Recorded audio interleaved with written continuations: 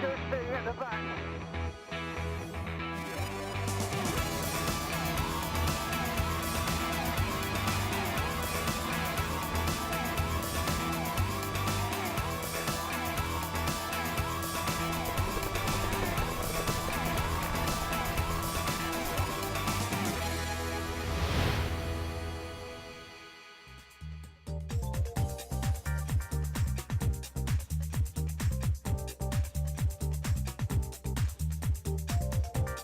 Hello and welcome to Hull in the north of England for the P1 Superstock Grand Prix of the Sea. We're at the halfway stage in the campaign now, and last time out at Plymouth we saw great racing from both classes. Here's our race commentator Dave Moore with a quick recap. With round one completed, the championship moved from Jersey to Plymouth in Devon. Another stunning location and the perfect backdrop to what turned out to be highly competitive racing. The first race of the weekend saw Potemps looking to build on their double success in the season opener. They weren't to have things all their way this time as they fought out a race-long battle with Rough Cut Racing. However, it was Edox watchers who were to start the day with victory, while in the P150 category, Team Purple were also looking to continue their winning ways, but it was McDonald Mermaid who took the flag upon their return to the series. Plymouth was also the third round of the P1 Aquacross Championship. Yet again, we were treated to some great racing as both man and machine were pushed to their limits. And once more, it was Russell Marmon who would enjoy overall success. In the second P1 Superstock race of the day, it was almost a repeat of the first, with Edox again looking unstoppable in the Panther class. But in the P150 category, it was the turn of Team Purple to take the flag for what was their third win in 4 races this season. This is how both championships look as the teams arrive in Hull, with Potemps leading the way in the Panther class and Team Purple occupying top spot in the P150 category. Here we are in Hull, which stands on the River Hull at its junction with the Humber Estuary. There are loads of tourist attractions here, including the historic Old Town, the museum quarters, the marina and the Deep, which in itself has become a very famous city landmark. Hull is close to the Humber Bridge. It took 10 years to build, and at the time of completion it was the longest single-span suspension bridge in the world. Today it's ranked at number 5 on the list.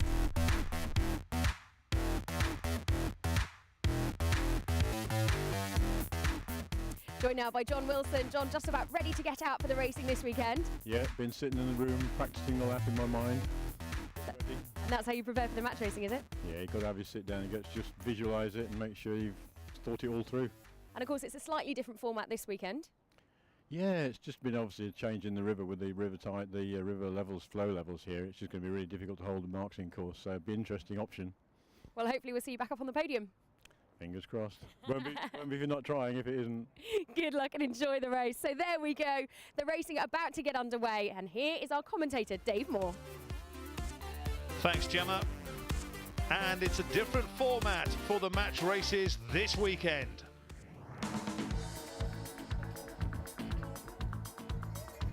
This is local boy, boat number 21, Rough Cut Racing. Instead of the usual head-to-head, the boats have a single flying lap on a shortened course to determine who will win the match races. Rough Cut Racing would claim the 3rd quickest time. And he's over the finish line. Make some noise, ladies and gentlemen, boat number 21.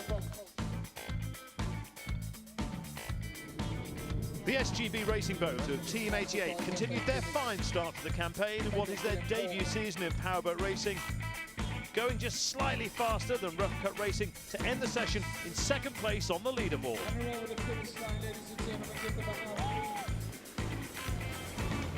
The Potemps crew of John Wilson and Neil Scarborough took to the water, and they got everything just right, ending the lap a whole second quicker than anyone else could manage. That means they'll start the first race of the weekend in pole position. And he's over the finish line. Make some noise, ladies and gentlemen. Once again, if we can have some fires, I say goodness. The P150s make their way out. Their match races will take place tomorrow. This is the course they'll all tackle. Very fast with long straights and a couple of tight turns. Plus, they'll be going straight past the fans, hugging the riverside. And there are plenty of them here. Possibly the biggest spectator turnout we've seen so far as this series continues to grow. On board with Edox watchers, Rupert Pugh and Anthony Crossley, double winners in the last round at Plymouth.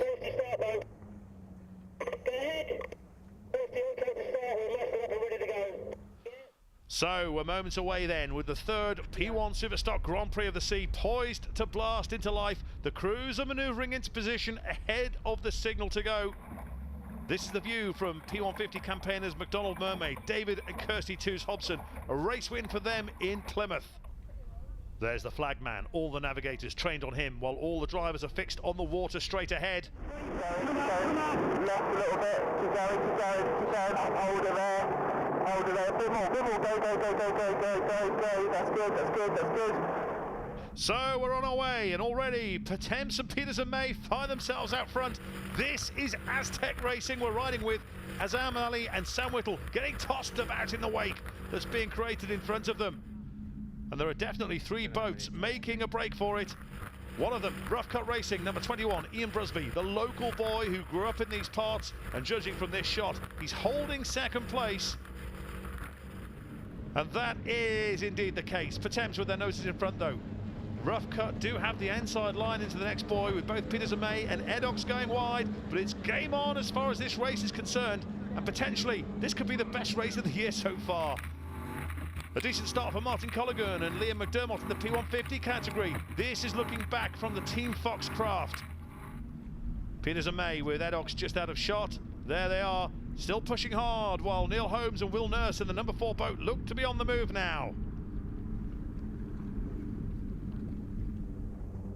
So Rupert Pugh and Anthony Crossley with work to do if they're to continue the success they enjoyed in the last encounter in Plymouth Sound. But here they go, and they're putting the hammer down now. It looks like a great start for Vince and Jay Berridge in Black Magic. They're ahead of Team Fox and trying to stay with the leading P150 crews of Team Purple and Eclipse. And it's those that have made the best start in this class. And here we go with Rough Cut Racing, who've not had the best of luck during racing so far this year. They find themselves down in 7th place in the overall standings. This could be different for them though, if only their luck will hold. 250s. Give the boy. It's clear to turn whenever you're ready. Sorry. Oh. Come on, fight it. Clear the turn. Let's go. Handbrake it round. That's it. Oh. That'll do. Come left. Come left. That was a big moment for Flying Sparks as we look at Peters and May. That's boat 18 who've gone up the inside of Rough Cut Racing to take 3rd place behind Patems and Edox, but it's still any one of these 4 in contention for the race win at this stage. It's Patems who have the clean water ahead of them. John Wilson and Neil Scarborough, last year's P150 class champions. They've taken to the Panther category like the proverbial duck. We're riding with McDonald Mermaid, 3rd place. There's their target, Rose Larez and John Donnelly in Eclipse, with Stuart and Sarah Curitan in front in Team Purple. And for Team Purple and P150, read number 50 Patems in the even more powerful Panther class. They continue to have their noses in front, but only just.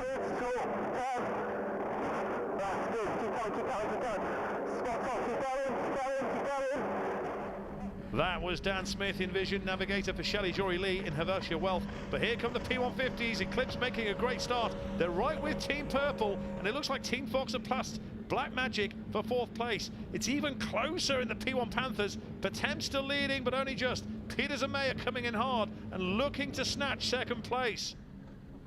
Team Fox from Jersey on the overall podium in Plymouth, and Black Magic are just behind in 5th place. Looking back from Rough Cut Racing, Ian Brusby and Dan Wapples with Neil Holmes and Will Nurse and Simon Bales and Philippa Baker just to the left of the picture. Attempts continue to come under pressure. Just out of shot is Daniel Cramphorn and Kim Collins and Peters and May. They're not letting go of John Wilson and Neil Scarborough, who were fairly comfortable at the season opener in Jersey, but they are well and truly being pushed around the Humber on this occasion. Come on, let's get this black magic, guys. That's it, that's the line there.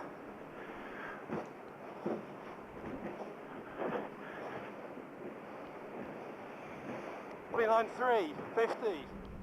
That's the voice of Martin Wild, navigator to Rob Booker in the Flying Sparks boat, and looking to do what Team Fox did, and that is pass Black Magic. Still no change in the race order in the P150 class, with Team Purple again dictating terms out front. Here we go again. Patemps still managing to shrug off the attentions of the crews behind them. Dan Cramphorn may have to go wide to get past John Wilson and Neil Scarborough. However, there's no room because Pugh and Crossley occupy that position on the water. It's certainly a beautiful setting with the late evening sun setting in the distance. And setting off into the distance once again are Stuart and Sarah Curitan of Team Purple. Well, here come Rough Cut Racing, and where have they come from? They've certainly found a rhythm they're more comfortable with and look like the fastest boat out there at present. A couple of laps to go. That's Helvetia Wealth going nowhere.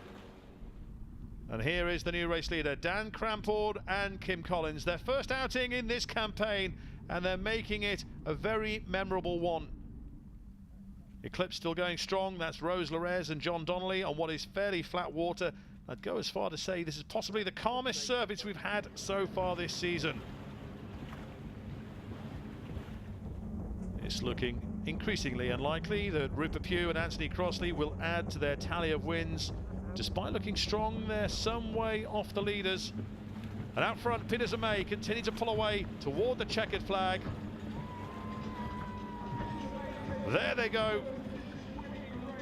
5 races, 3 different winners this season. 150, do we know? Peters and May then jubilant in Hull. Team Purple will make it win number 4, but they've been pushed all the way by Eclipse, who've closed right in but have been unable to force their way past. It's Stuart and Sarah Curitan who'll pass the Union Jack, which signals the end of the race for the P150 crews. Confirmation of the result. One of the closest finishes of the season, with McDonald Mermaid in 3rd behind Eclipse, and eventual race winners, Team Purple. Well, another fantastic victory for Team Purple. Stuart, you must have really enjoyed that. You led from start to finish pretty much there. I did. It was a tight start, and I think it could have been anybody's, but we had the inside line and just got in front at the first mark. But it was really tough keeping Rose behind us. In the Panther class, it was so close between the top 4 for so long, but eventually it was Peters and May who broke free, much to the delight of Kim Collins and Dan Cramphorn. It took a few laps getting used to it, and then once comfortable, started getting on with it and moved into first, didn't look back. Well, congratulations to Peters and May and Team Purple. Great victory. And that concludes day 1 here in Hull for the P1 Superstock Grand Prix of the Sea. Don't go anywhere, however. Coming up after the break, it's all the action from day 2. See you in a mo.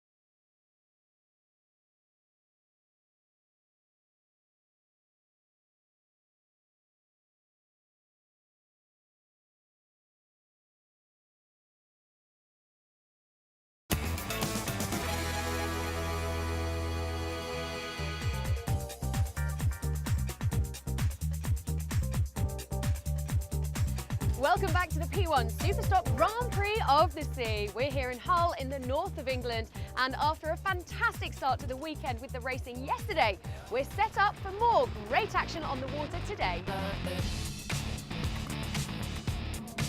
Trying to get past Sparks. At one point we were level with them, but we just couldn't get quite past them. With the speed wasn't, we weren't getting great speeds, and we hope to win today.